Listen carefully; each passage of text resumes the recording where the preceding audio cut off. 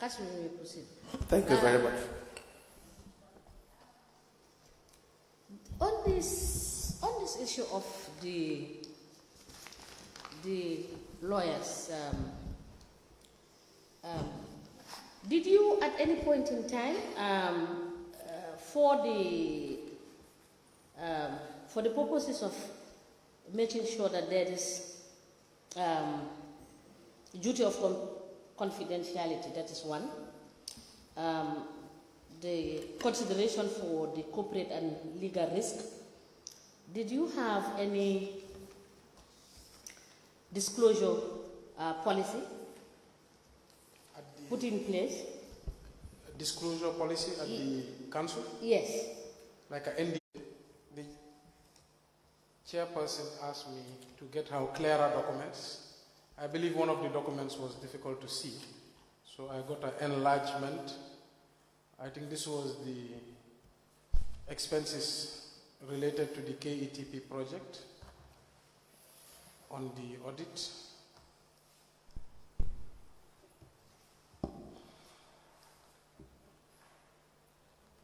And the budget relating to some activities.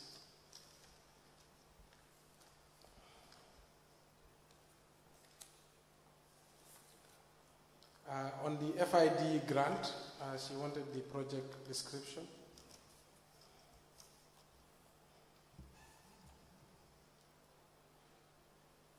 Yes, that's the FID grant.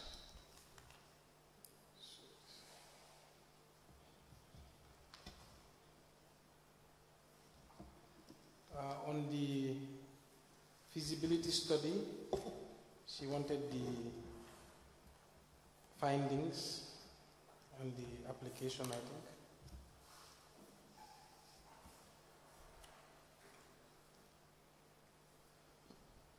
Yes, this is the application. Those are the documents.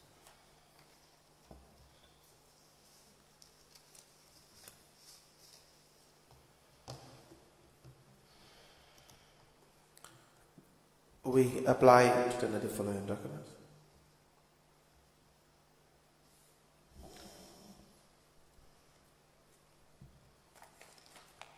The one we have, the expenditure verification of the project, the one you provided earlier, is it not the same one with this one? No? Yes, but it was not clear. Okay. The back was smudged. Yes, that's true. Is it possible to have a soft copy? This was sent to me via WhatsApp. WhatsApp? Unless somebody has WhatsApp. Okay, we will try to see whether you can liaise with the registrar, because it is clearer to me than the earlier one, but still there are parts of the document that you cannot read. It's not legible enough. But let me just apply to have it admitted.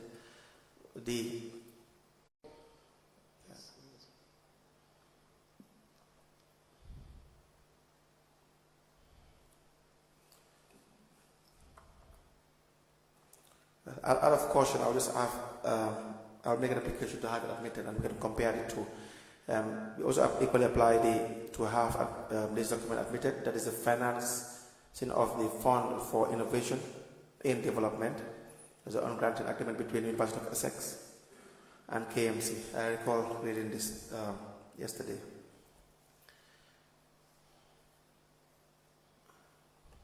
That we also have the Midwest, is it GO or GO group? I think they call it the GO group. The GO group, okay. That is to the 7th of September 2019.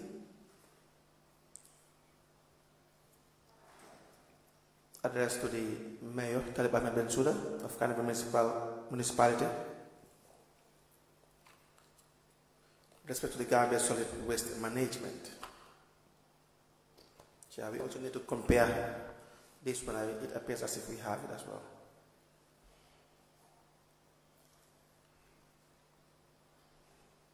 The application form for the multi-annual project, the Bengu project.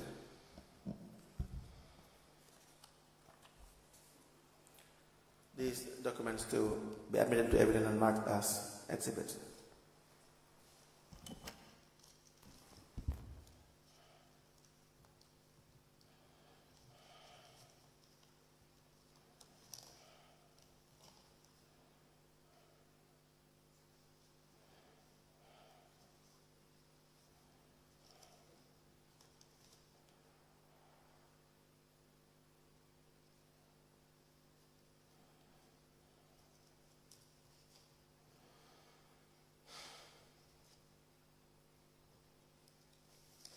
Do we still admit it? Because it wouldn't make any sense for us to admit this document because we will not be able to use it.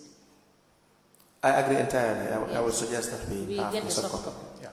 Yes, so we will return this one to you.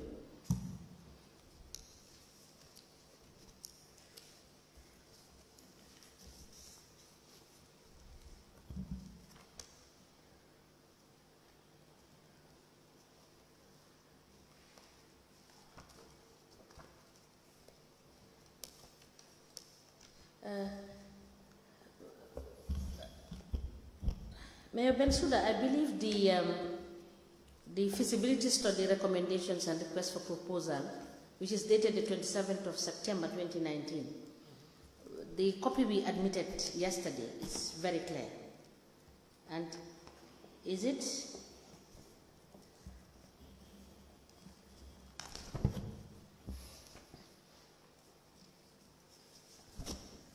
What we asked for was the attachments to this document. The feasibility study. Yes, this one. What we asked for is the attachment to this document. But the study itself is very clear based on what I perused yesterday. The Go, is this the Go group? Yes, this is the Midwest Go group. So what we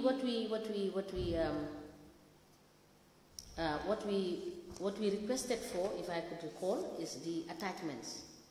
It does have attachments because in the document it indicated that the study has attachments.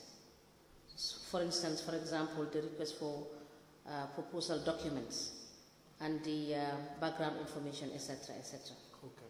Yes. And ask the director. Yes. So please let us have that, and then we would admit those documents. On this one, sorry, Chair. Yes. The last page Yes. is clear. I think it's just very tiny. Yes, it's very tiny. We can't read it, whereas we have glasses on. It's very, very tiny. Can you read? I can read it. You can read it? I have vision to read. Well, I have a challenge, and the lead counsel also have challenge in reading it because the writings are very tiny. I'll send this soft copy. Yes, so send us the soft copy of the original audit report. And this one.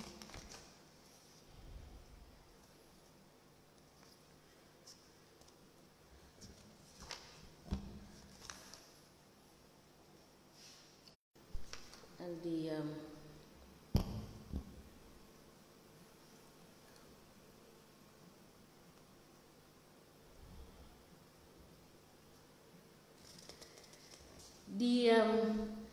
the FID project description. Yes. What we have is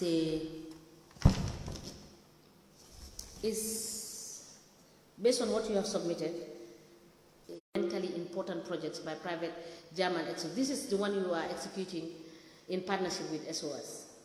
Okay, the BMZ. Yes. So this one also we will give it back to you. What did you say you needed from that one? The part one. Part one. Yes. We have this one, and it's what we have based on our records is clear because that was admitted. I understand. But it doesn't have everything.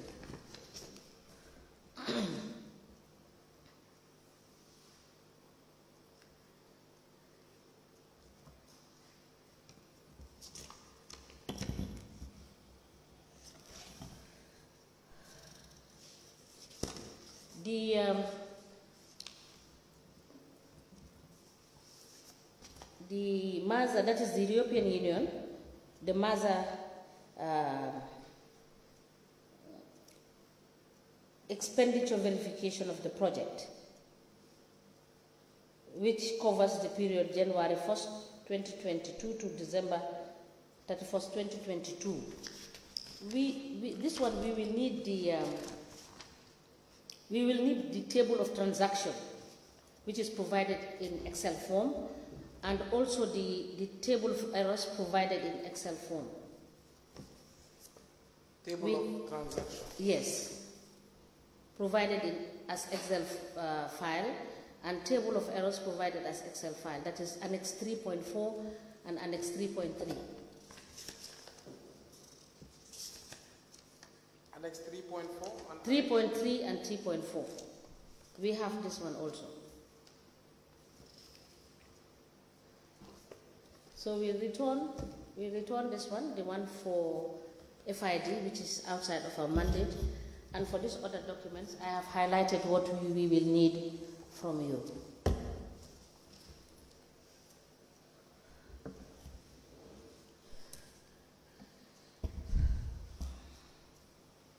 Council, you may proceed.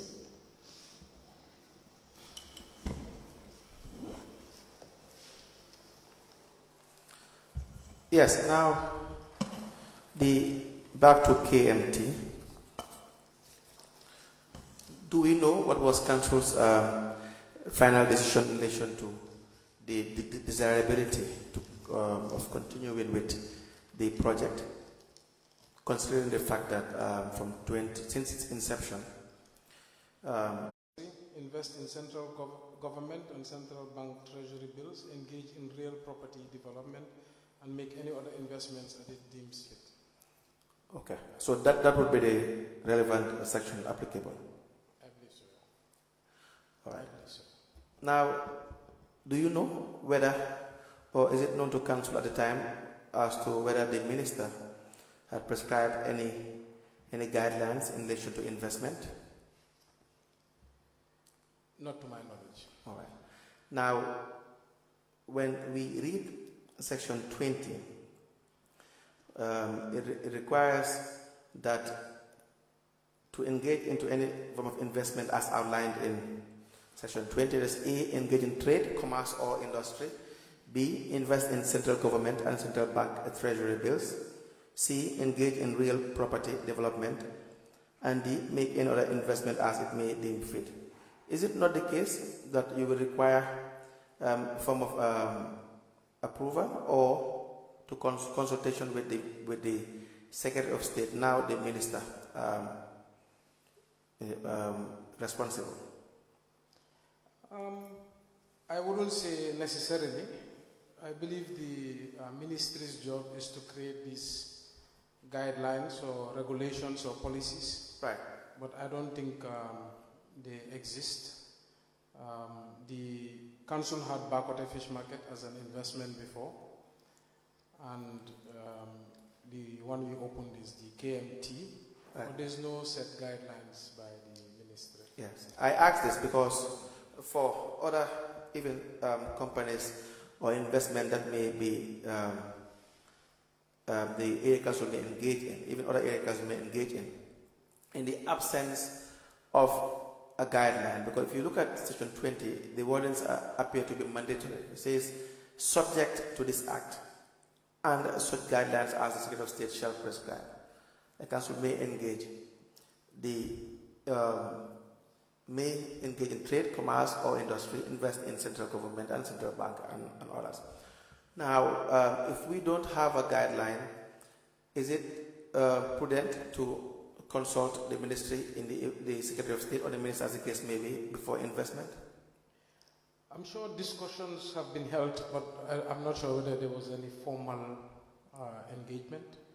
But like I said, there's no guidelines from the ministry. Yeah. But one of the issues, I guess, we have with the ministry is not regular oversight or regular enactment of regulations or guidelines. Okay. So, just a last question on this. Did the council, by any form, engage the ministry on this investment? To my knowledge, not formally. Okay. Now, it also has a trickle-down effect. If you look at we see, for instance, KMT, they applied for loans. KMT? Yes. And the general regulation going by the Act is that you have to be cleared by the ministry if you are to apply for loans or overdraft, right? For KMC? For the area council, because the company would be a creature of the council or any council. Right. So, yes, if I may. So one of the motivations for registering a limited liability company and investing in a limited liability company, so that we can bypass some of the restrictions that are placed on council. Right. Because the limited liability company would then be governed by different laws, the Companies Act and other laws. So yes. This was based on the advice we received from the council. Yeah. So one policy we have, if council could purchase a vehicle for every ward, that they could basically be multifunctional, road rehabilitation, waste collection, etc. And they thought it would be a good idea if those trucks could be used for commercial use as well, to charge little fees for sustainability purposes. It was a brilliant idea at the time, but the question was feasibility, sustainability. How do we ensure that, because the council did not have the resources? Also, would we be able to find willing partners? So the first was, how do we test? The idea was to ask various vendors about what is the potential cost for vehicles. When we asked the big vendors, several came and said yes, it's possible at certain cost, etc. And then we tried to invite Birkama Area Council and Banjul City Council so that it can be a GBA waste sort of strategy, because we had set up a committee called the Intermediate Grace Period of 6 months of non-payment, and then we purchased the required trucks. The project manager in charge was doing everything he could to ensure sustainability. So he projected an income of about, I believe, 2.6 million every month.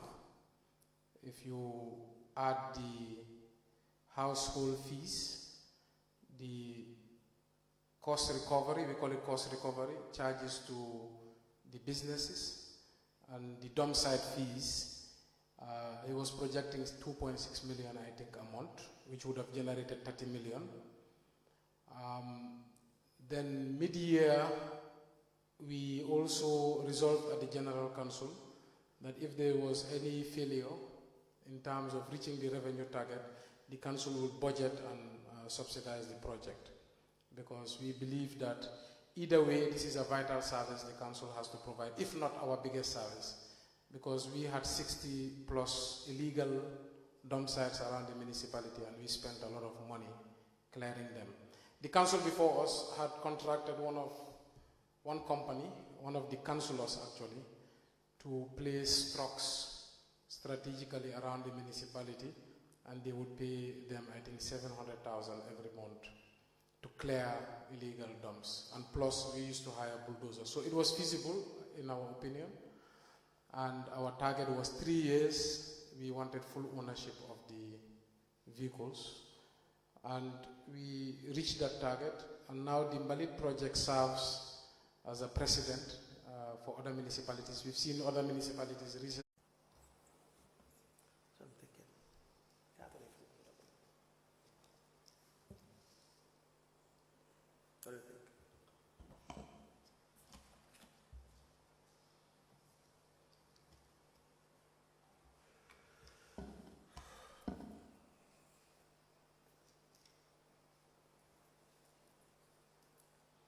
This is the advice we received from the Attorney General's chambers. Yes. On the contract, things they felt that were not up to standard and needed to be corrected. Although there was a complaint that they should have received it before signage.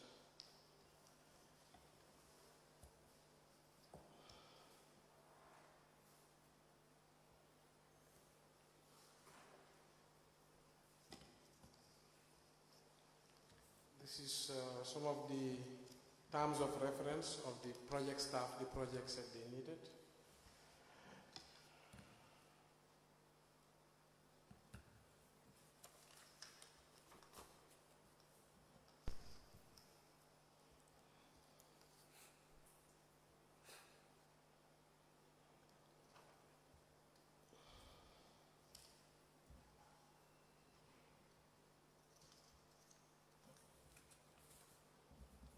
projected revenues for the first year.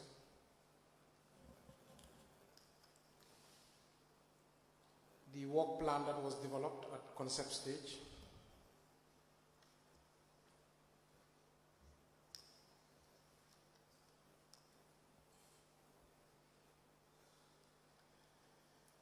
The request for quotation of tickets from the Gambia Public Printing Company. The data collection exercise to determine feasibility that was conducted in 28 March for 14 days with the WDCs. BB Dabo. Although there's been change of management, I don't know. Say BB Dabo, right? BB Dabo is the project manager now. Yeah.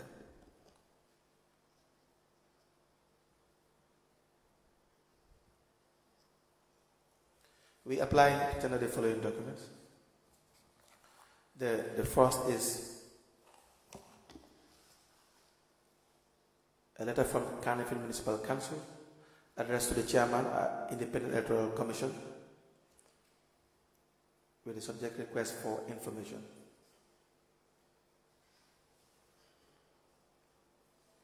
Signed by Musa Abba, Deputy Mayor, on the 25th of March 2019.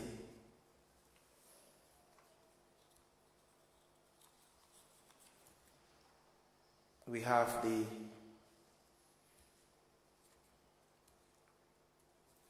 Invalid Project Annual Work Plan for 2019. The date is that of 22nd of March 2019.